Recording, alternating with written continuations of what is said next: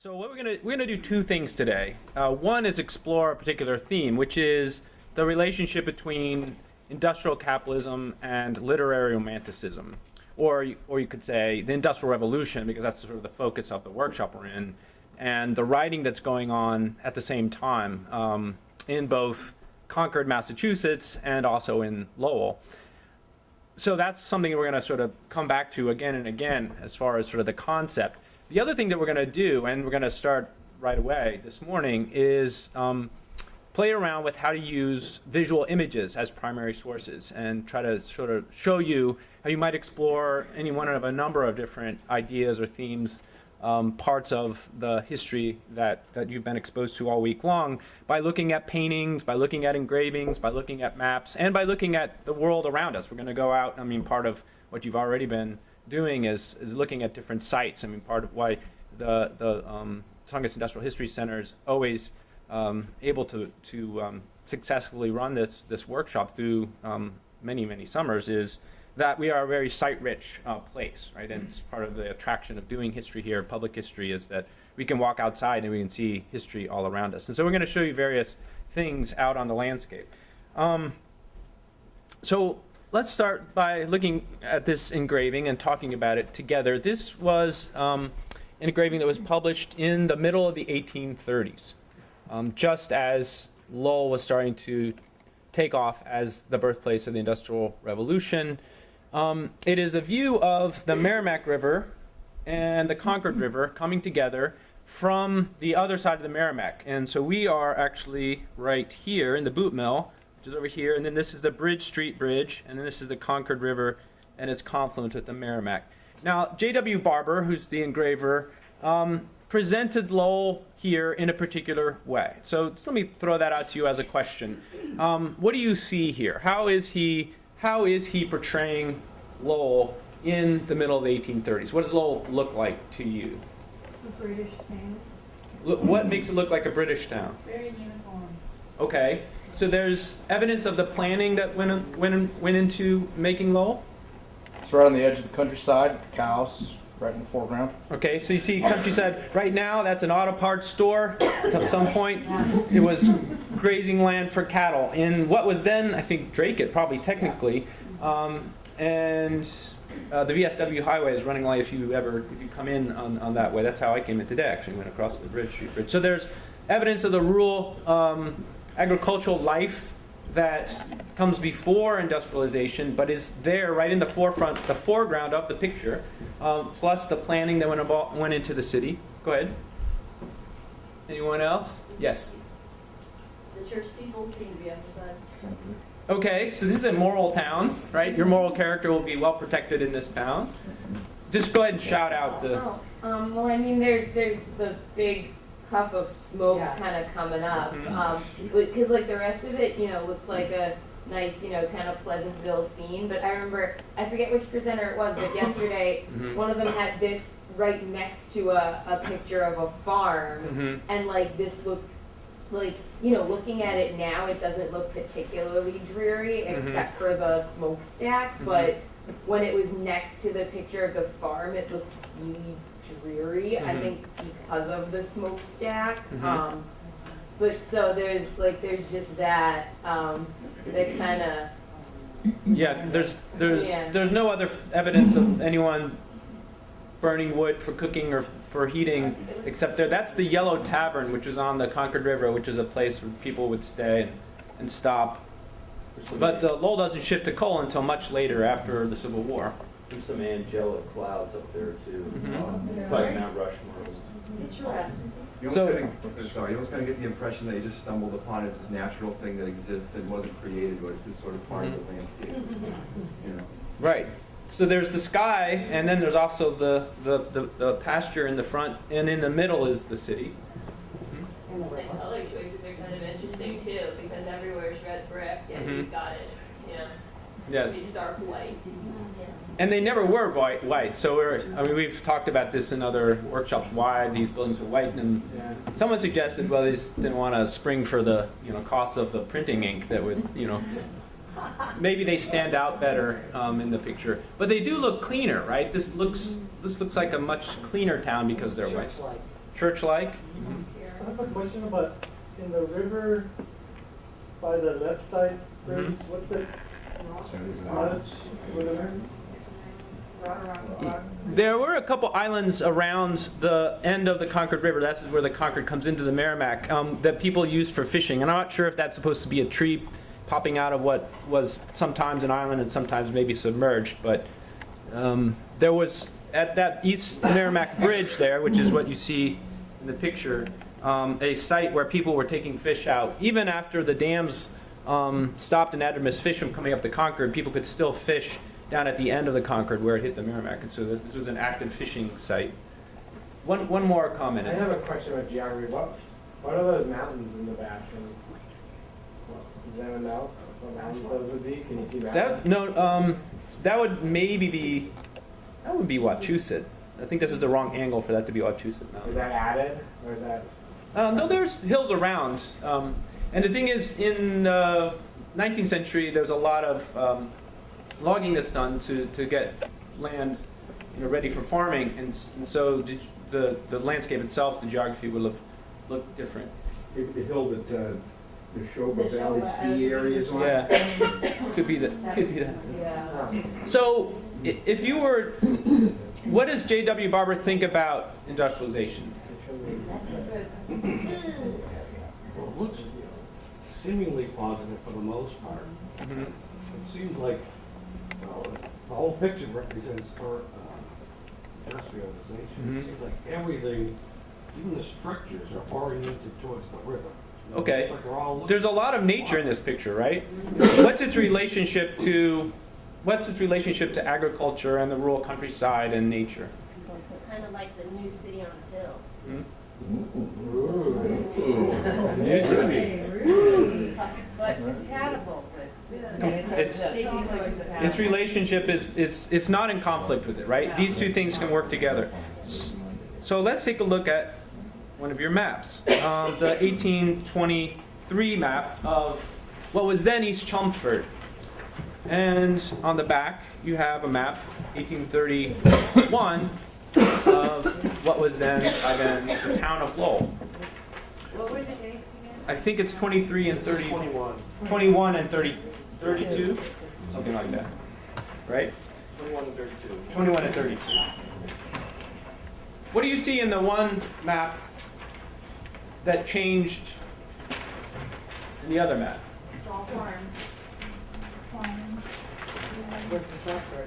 So the people's names that own the property, Tyler's Farm, Fletcher's Farm. All our streets in there.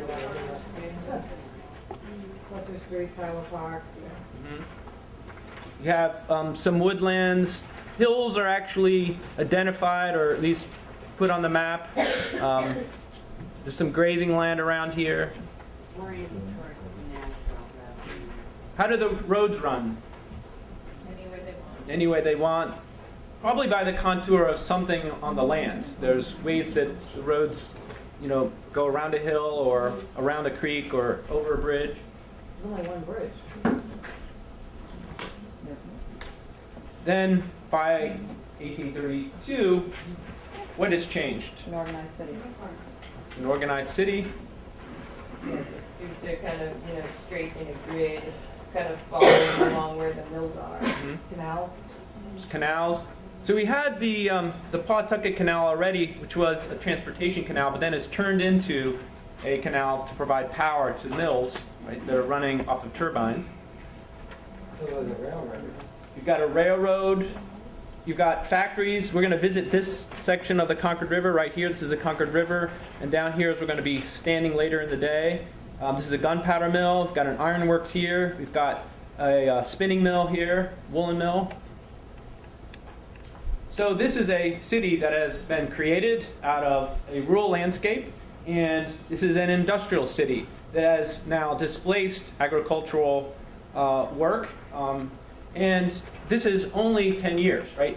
Think about how much has changed in such a short period of time. And that is part of the story that I think you've been getting through most of the week.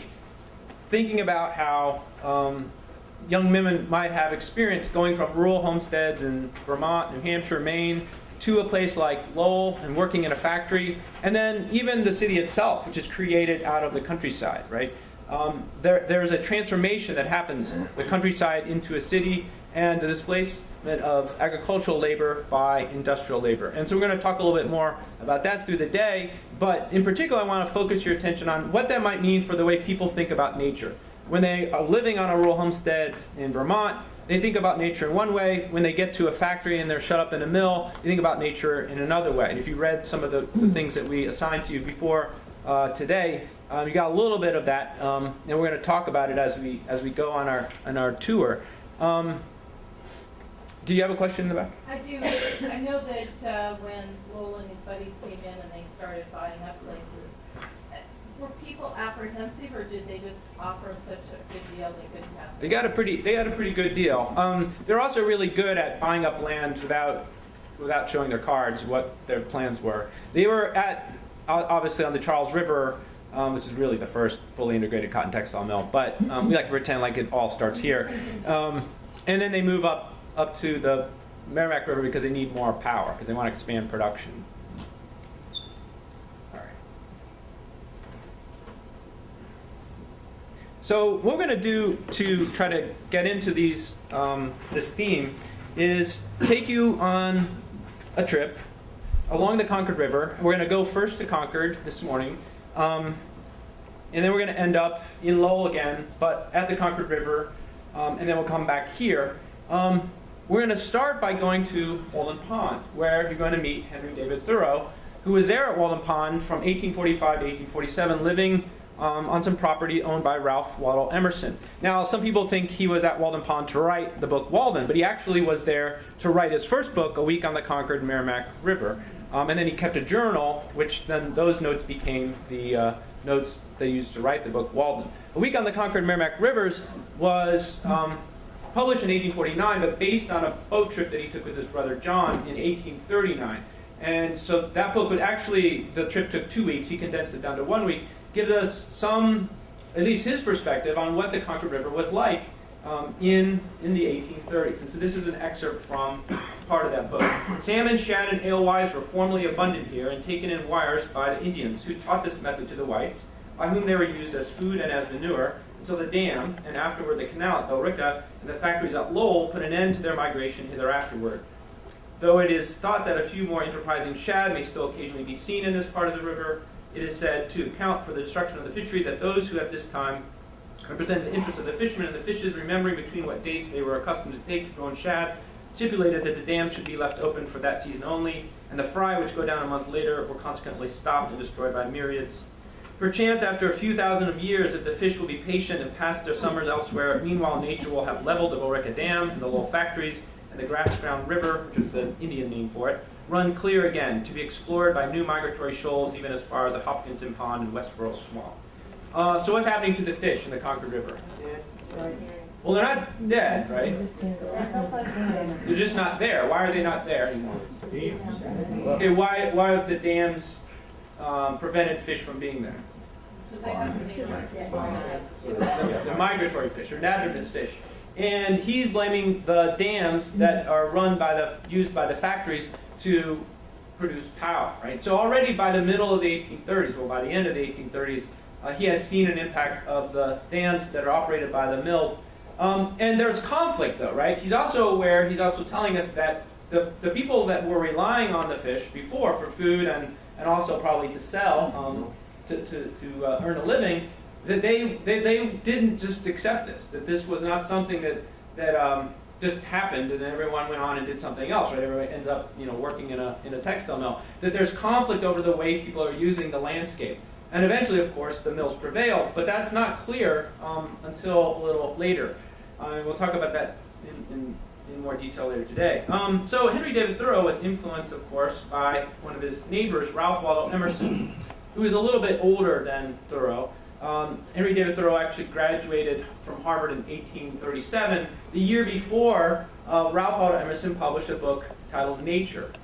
And this is really the book that first expressed the ideas that we now associate with transcendentalism. Right? So that's a big container different ideas, not always necessarily ones that fit together, but we'll have Henry David Thoreau talk to us about it a little bit more. Basically, what Ralph Waldo Emerson was doing, he's in an argument with John Locke. John Locke, who is an empiricist. John Locke believed in the 1600s, he's writing, and in the early 1700s, writing that when we're born like blank slates. And the only way that we have knowledge is through our senses, sort of absorbing different information, right? That there's nothing else, that's all. Ralph Waldo Emerson says, no, that we have something inside of us, something like a soul that allows us to have an intuitive sense of the world, that we can have knowledge, in fact, have knowledge even without an empirical experience. And in fact, he says, we can have knowledge of God, that we can know God through this intuitive sense, through some kind of revelation. And that revelation is most likely to happen in nature, because, he says, the material world represents, reflects, has the spiritual realm that's transcendent to it. And so, this is why we end up having people talk so much about nature, because they're interested in finding God. So this is a quote from his book. "Standing on the bare ground, my head bathed by the blithe air and uplifted into infinite space, all mean egotism vanishes. I become a transparent eyeball. I am nothing. I see all. The currents of the universal being circulate through me. I am part or parcel of God." So this is the beginning of the Transcendental movement, and it's the beginning of literary Romanticism. But it's not a coincidence this is happening in 1836 or in the 1830s, when Henry David Thoreau is also complaining that the shad are missing from the river because of the dams, because of industrialization. There's a definite link between industrialization, industrial capitalism, and this kind of writing. These people are talking this way because they're responding to what is happening with the rise of textile mills and other kinds of factories, right? So that's what I want you to keep in mind. This is the Transcendentalism and literary Romanticism are not independent cultural movements. They don't just pop up and exist because somebody invents a new idea. They're there in a context. They're there in an historical context. Other things are happening around people. However, Henry David Thoreau and Ralph Waldo Emerson never stepped foot in a factory, at least not to work there, as far as I know. Well, Henry David Thoreau does work in a pencil factory that his dad owned at one point. But they don't actually work as wage laborers in a textile mill, right? So they don't have a direct experience with industrialization. They see it actually from afar. They see it from Concord, Mass., which is upstream quite a number of miles. In fact, when Henry David Thoreau takes his boat trip with his brother in 1839, they go on the Middlesex Canal just at Billerica so that they don't have to go through Lowell. Right? They go around Lowell and then they hit the Merrimack way up by Middlesex Village. Interestingly enough, the women who are coming to work in the textile mills in Lowell and in other textile cities, they also start writing this way and talking this way. Now, to answer the question that you were asking earlier, New England has the highest literacy rate in the world in the early 19th century because of this idea that if you're a Protestant, you need to have a personal relationship with God. In order to have a personal relationship with God, you need to be able to read the Bible for yourself and to think about the Bible critically. And so they're going to school, boys as well as girls, being taught to read, and they're getting a wide exposure because also mass production is allowing for the production of novels and other kinds of reading material, poetry. And so when they come to Lowell, they very quickly start to form circles for conversation, and they create literary journals. And so this tells us, that this leaves us a lot of stories and poems, all kinds of other writing, in which they themselves, as workers, are sort of marshaling literary romantic kind of style in order to criticize their experience as workers, in order to indict industrial capitalism. So whereas Emerson and Thoreau are kind of like just doing it, as observers from afar, the mill girls themselves are going to work every day. They're in the factories, and when they write about nature, they're using that writing to actually complain about their experience as wage laborers, to complain about the impact that the mills are having on the landscape. So this is, they actually used pseudonyms when they wrote in the literary journals. This is one story by Ella that she titled A Weaver's Reverie that was published in 1841. It was a sunny day, and I left for a few moments the circumscribed spot which is my appointed place of labor, that I might look from an adjoining window upon the bright loveliness of nature. Yes, it was a sunny day, but for many days before the sky had been veiled in gloomy clouds, and joyous indeed it was to look up into that blue vault and see it unobscured by its somber screen, and my heart fluttered like a prisoned bird with its painful longings for an unchecked flight amidst the beautiful creation around me.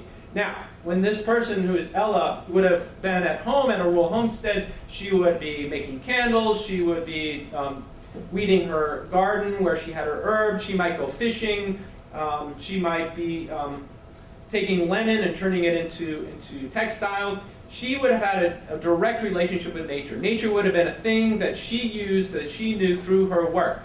Now, what is nature to her? How does she describe nature when she's a textile mill operative? Unattainable. Unattainable? Why is it unattainable? She changed her machine and she can't even go outside. She's just looking through a window. Mm-hmm. So she's like trapped like an animal or something behind. So she's confined, Yeah. and they talk about confinement a lot. This prison metaphor comes up again and again in their stories and in their poems. It's for pleasure, not for work. It's a totally different experience Okay. that she's having with it. Even though we would say technically she's taking cotton and she's making textiles, for her in her mind, it's not about work anymore, right? Nature is not where you work. Nature is not what you use to work. Nature is something separate from you. Nature is something out there, right? And this is a new thing. This is not how people used to think of nature before. Go ahead. Well, you just answered it. I was going to ask, I mean, did it take the market revolution, the industrial revolution, for people to first put this idea of nature being Yes. pleasant? I mean, we don't have anything from like the 1700s. And, I mean, maybe here and there, but I mean, The only other, and I'll talk about this later today, the only other way in which people might have expressed alienation or estrangement from nature is to think of it as something against them. So, for instance, William Bradford and the Pilgrims land, and then they see nature as this hideous wilderness, he calls it, right? And they have to chop down the trees and kill the Indians because they're physical threats to them and also spiritual threats. But not in this way, not as something that you would say is separate from you, but something you want to go out and experience, right? Because you feel a lack of it, right? But this is how we also probably, most of you in here probably, like myself, we probably share some of this today, but it's an invention of industrial capitalism. It happens with the rise of industrial capitalism. And we'll get into, yes. Just a question.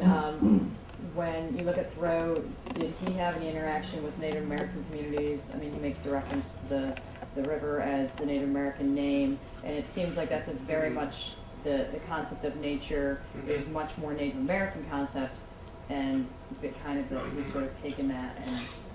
That's a really good question. So this idea of the Indian as a primitive ecologist is also an invention of people in Europe who are the European Romantics, right? They start to come up with this. They develop, Rousseau and others, this idea of the noble savage, right? Who somehow, because they haven't been,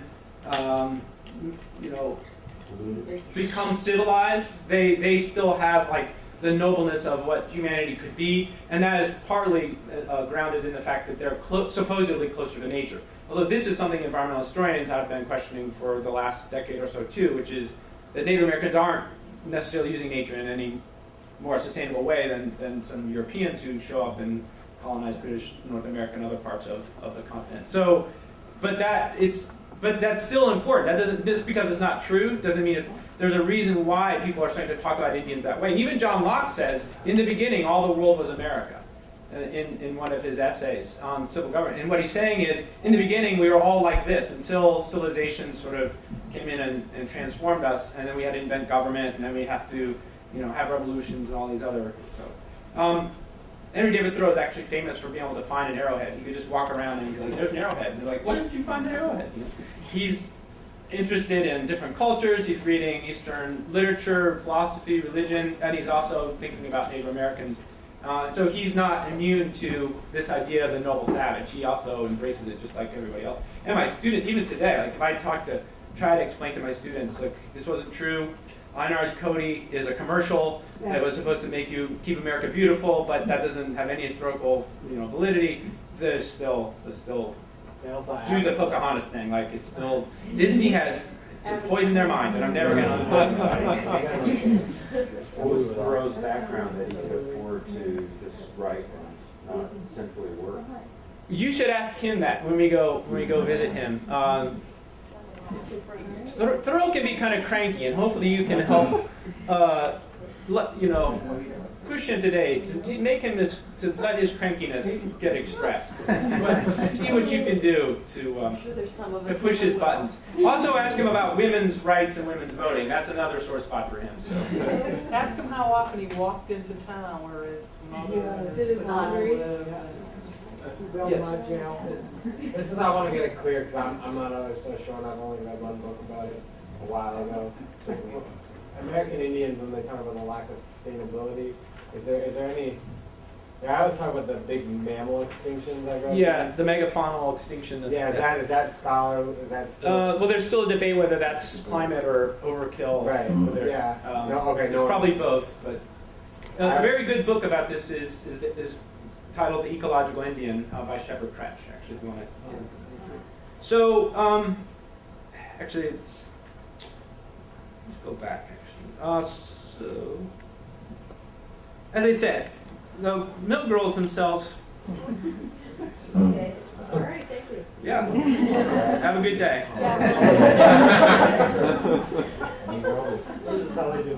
The mill girls are coming to Lowell, and they begin to use literary romanticism. And really, you can't say that Emerson and Thoreau and the rest of Transcendentalists invented it because these mill girls are also writing at the same time.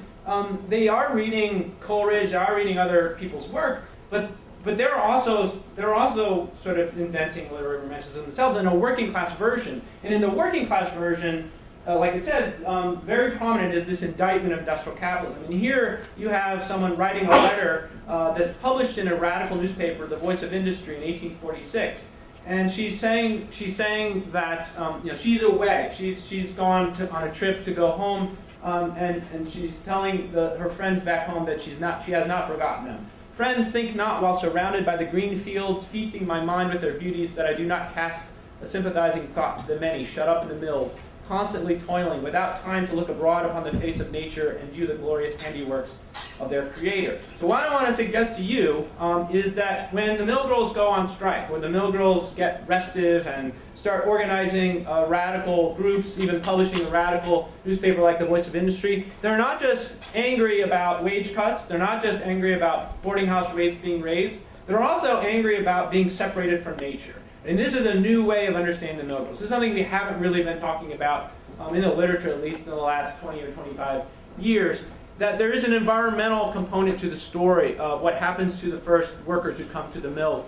And so these young women will express it in various ways, and you can find these sources very easily and bring them into the classroom. And then not only talk to your students about what economic problems that they might have faced, what kind of economic exploitation that they are wrestling with, but also what's going on in terms of their relationship with nature and how is that part of their experience too. Need to get on the bus. So, like I said, let me leave you with that. Two landscapes make literary romanticism: the rural countryside and the agriculture that most people were associated with, the farming and other rural work, maybe some logging, and industry in cities. These two things, when women go from the one place to the other, and when places are transformed by industrialization, that's why we have literary romanticism. It wouldn't exist without the conflict between the two. So that engraving that you have, that you saw, the J.W. Barber engraving, that is an attempt to say, no, these aren't in conflict. That was an attempt to say, no, that there is an easy relationship between the two. We can put a pastoral scene, cows grazing and lolling in the grass in the foreground, and the sky at the top, and the city in the middle, and there's no tension, right? There's no conflict. But in fact, there's a lot of tension, there's a lot of conflict, and you're going to hear more about that today, and that conflict produces a number of things, including strikes, but also a literary movement, a literary cultural revolution. All right, so I'll be with you the rest of the day, and we're going to get you on the bus, going to take you to Concord. Think about what you can say to Henry David Thoreau to get him going this morning. Early. You might need a little push.